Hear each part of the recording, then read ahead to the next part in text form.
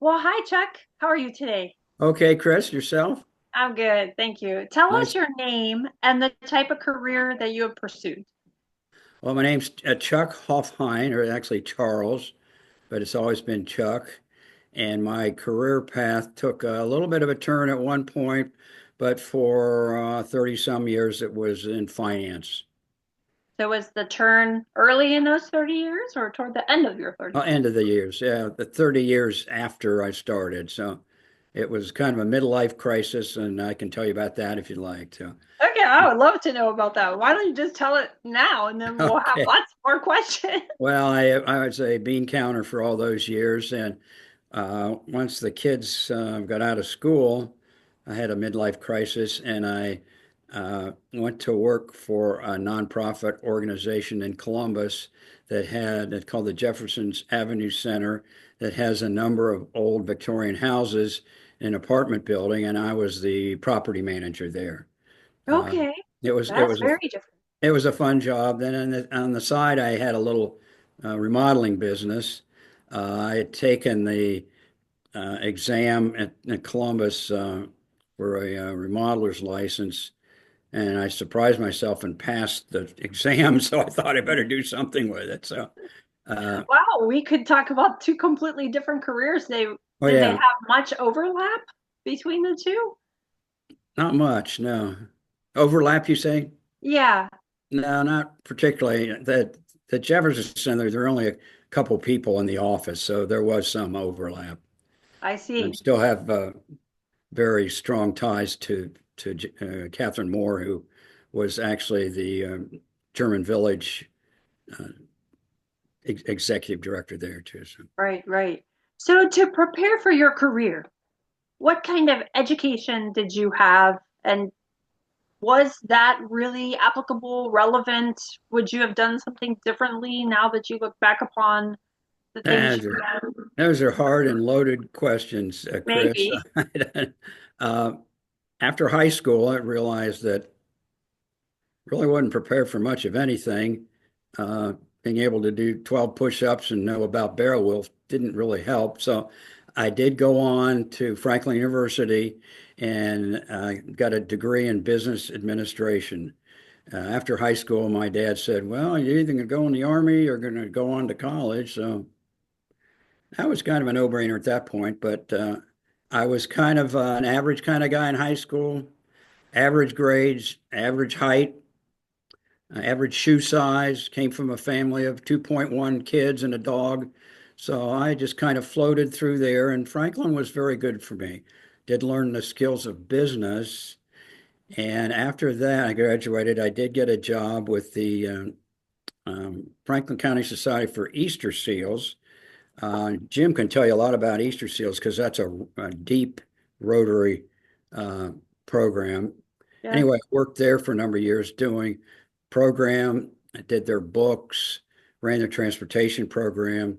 It was a very small operation, but it needed somebody who had organizational skills, of which I have none, according to my wife. But I did enjoy that, but also realized the accounting I was a little bit lax in. So I did move on to another job and realized I was really slow in accounting. So I went back to school and finished up an accounting degree. And from there on, I spent quite a few years in hospital finance um, in the Columbus area. Worked for Riverside Hospital in their finance department. So I guess I don't know if I was prepared for anything when I got out of school. I just kind of waltzed into this job, the job market, but I did enjoy it. Not particularly the work, but the people I worked with. They were nice, they were cooperative. I learned a lot in the hospital field. So I don't know if that answers your question or not, but that's what Yes, it really does. So you spent most of your professional life in the finance world, right? I did. Yes. So what type of person do you think would excel in that sort of industry? And what kind of advice do you have for someone who really thinks that's what they want to pursue? Who is that? Who's the Now, ideal now candidate? I'm not sure I can answer that question. I don't think young people think of finance as being too much of an exciting field. Now, the path to a CPA or to maybe a broker would be certainly a different path. I would love to have been a CPA, but I never really pursued that, and that's a tough thing to do. So I don't. That's a vague answer, and that's as good as I can do for you. I don't know. I'm sure most people, when they get out of school, really don't know what they want to do. And Uh, how do you recommend they take the next step? from high school or from college or Either one, whatever either you're. one. Well, I would shop the job market, see what's out there, see what might be of interest. A lot of companies will hire you with minimum experience in their field and then they'll train you. But if you have a good base, maybe in finance or accounting or something like that, get you in the door and then you can kind of test the waters. Well, and I think you're a great testament to that because you went in to the market, realized you needed more schooling in accounting, went back to school. So I do think there's a lot of value to people maturing a little, getting their feet wet in the job world to find out what they really like. Most people don't know what they really like, I don't think, until they try it out. I think you're right, and you just have to be at the right place at the right time, and often know the right people. Yeah, I think And that's that's true. not always easy for folks to do if they're not in that particular arena. Yeah, Um, that's true. but I You think, were, I was talking about like who would be best in your field. I think probably you have to be very particular and oriented to be dealing with books, right? yeah, you do. Yeah, accounting's pretty exact, but we also applied to what we call creative accounting. Uh, Uh-oh. yeah, well, here's some secrets. Entries that were put in the books that were, we called it WITTB, what it takes to balance. Oh. No, Uh-oh. it's sometimes a little bit of an art and as well as a science. But you're right, you do have to be very careful, very detailed, and in most cases, you're not the end of the stream. It goes to your boss or your boss's boss. Or now the companies I worked for were all nonprofits, so there weren't shareholders. We don't have to worry about that. But uh, there were cases where, well, I can think of one case at Riverside. We created the financial statements for the board, and we ran the numbers and gave them to a guy, and he put the statement together. Well, we ran it through then not Excel, Lotus, and Lotus rounds numbers.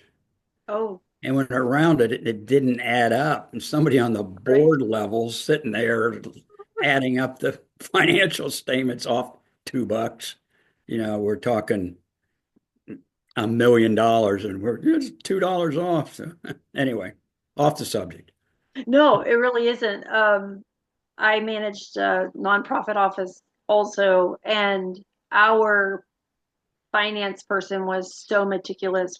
I can remember spending an hour trying to find one penny before a board meeting because we literally didn't want that to happen. I think it's a very detailed type of work. I want to segue though, because you have a completely different career field that we've not talked about with anyone else in the club, and I think it's kind of cool. The remodeling side of things. If someone, how do you feel about young people not going to college but pursuing a trade? I would think you would deal with a lot of tradesmen, trades workers in your that industry. Can you tell us a little bit about opportunity there? Yeah, I sure can. And of course, I was older at that point, and at the Jefferson Center, I had to deal with a lot of the tradespeople. Yeah. And at that point, being a college graduate is almost something you didn't want them to know about because there are two different aspects there. But what I did learn was how bright those people were and how, especially in heating, how technical it is. We don't give those people enough credit So I might have been the kind of guy that should have started out in a trade maybe and worked your way up. And you can run a business and know it inside and out if you uh, know the trade part. And I think that's coming to light a little bit more. It's not quite doesn't have the stigma, maybe. The plumber with the butt crack. It goes beyond that in Right. today's world. The building codes have changed immensely. Uh, I've done some work recently where I had to buy the International Building Code, International Residential Building Code. It's a book this thick. I Oh mean, there's my. a lot in there, so there's a lot to know. So I don't know if people coming right out of school go that route, they're stuck in it. Whereas if you go to college, it does broaden your base a little bit. So Yeah. maybe that's not the good answer, but that's my take on it at this point. No, I think that's Um, true. I would think that if you became very accomplished or even established in an area, perhaps then you could break out and start your own contracting business or something like that. and there are a lot of skilled people out there. We have a friend in Maine who builds shaker furniture, Yes. and it's all hands on, and it is spectacular and very expensive. His name is Christian Brevoort, and and I'd love to have had the skill to do that. Now, maybe somebody who's artistic, uh, that might be a good thing. And my Right. son was starting out in architecture, but learned that he had to be able to really be a good drawer to do that, which he wasn't. So Mhm. there are some limitations to a lot of careers such as that. That's a little off subject too, but Not really.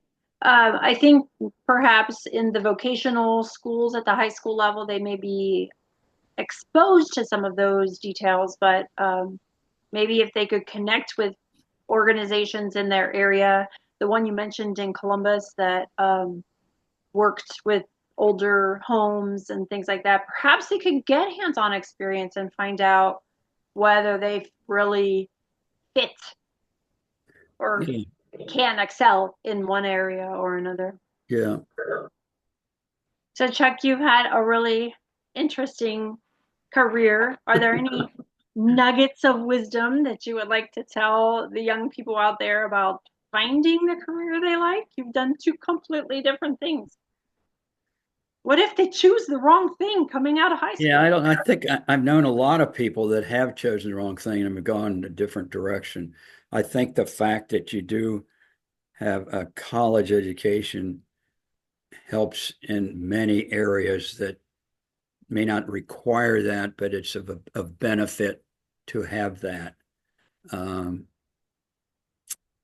and they're tough things to know. I think going into it, you've got to be open-minded, talk to people, see what you might be interested in, and maybe get an internship, which wasn't something that was available when I was in school. I don't remember anybody having internships, but I think if you can look into that, I think that what's most important wherever you go is to be honest, be hardworking, uh, and just generally be a nice person.